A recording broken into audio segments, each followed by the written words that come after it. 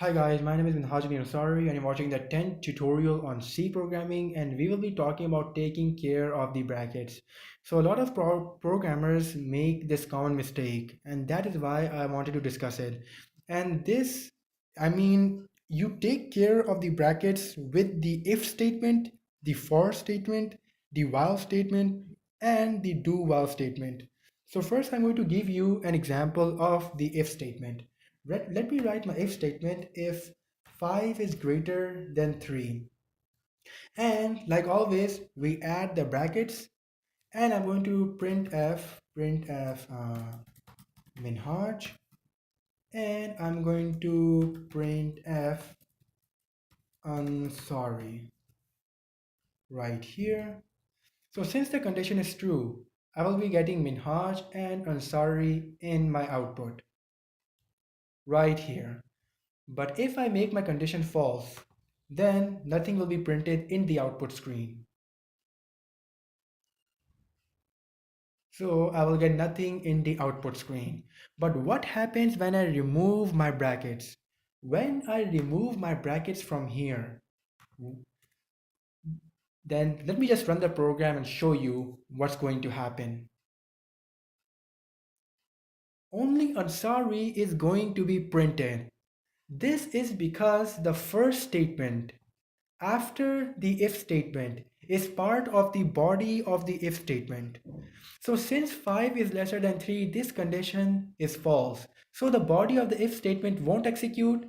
So minhaj would not be printed, and this is not the second statement, is not the part of the body of the if statement. So this is independent, and this will automatically print, and that is why we get Ansari in our output screen. So if I write a true condition, 5 is greater than 3, and when I run this program, I'm going to be getting both Minhaj and Ansari in the output screen because the condition is true.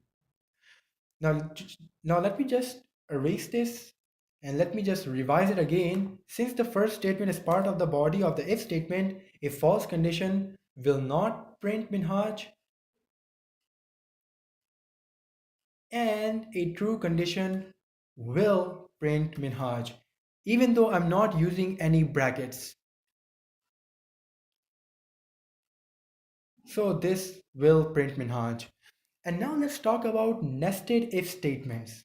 So if I write my if statement after the outer if statement, and let me write the condition 7 is greater than 4, which is true. Now this is the first statement after the if statement. So the second if statement will be part of the body of the first if statement.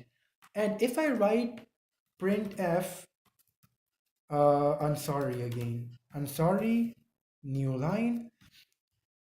So since this is the first statement after the second if statement, so this will be part of the body of the second if statement. So in other words, these three lines are all connected. So when I run this program, I'm going to get Ansari printed in the output screen because the conditions are true. But if I write a false condition here, if I say 5 is lesser than 3, this condition is false, so the body of the if statement does not run, so this statement does not run. And since printf is inside the body of the second if statement, so ultimately these lines do not run, and Ansari will not be printed in the output screen. And even though I'm not using brackets, because keep in mind, the first statement is part of the body of the if statement. So yes, I'm getting nothing in my output. But if I write another printf, let me write printf, let's say minhaj. This is an independent statement. So minhaj will be printed regardless. So when I run this program, I'm going to be getting minhaj in my output screen. So this is all it about the if statement and the brackets of the if statement. And I'm going to give you one more example. I'm going to talk about the for statement. And let me just write the for loop. int I is equal to 0, I is lesser than 10, I plus plus. And inside the body of the for loop, first I'm going to write the brackets. And I'm going to print f, I'm going to print minhaj right here, new line.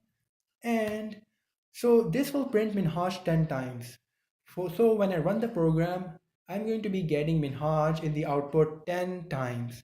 But if I remove the brackets, the first statement will be part of the body of the for statement. So when I run this program, again, I will be getting minhaj printed 10 times in the output screen. So, and if I nest a for loop, if I add another for loop, int k is equal to 0, k is lesser than 10, k plus plus, and if I print f, I'm going to print I'm sorry right here, new line. So this second for statement, since it is coming right after, it is the first statement coming after the first for statement. So this second for statement will be part of the body of the first for statement, and the second for and the printf and sorry, since it is coming after the second for statement. So the printf and sorry will be part of this body of the second for statement. So Ansari will be printed 100 times.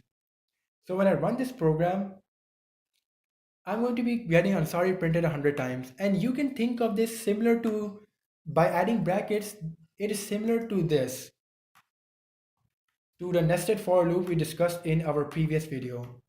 And let me add brackets right here. So that previous example without the brackets is similar to the for loops having brackets like this. And this will again print Ansari 100 times. So this is all it about the taking care of brackets. Similarly, the while loop and the do while loop, if you do not add the brackets, the first statement is considered part of the body of the while and do while statement. So just keep this in mind. I'm going to repeat myself again.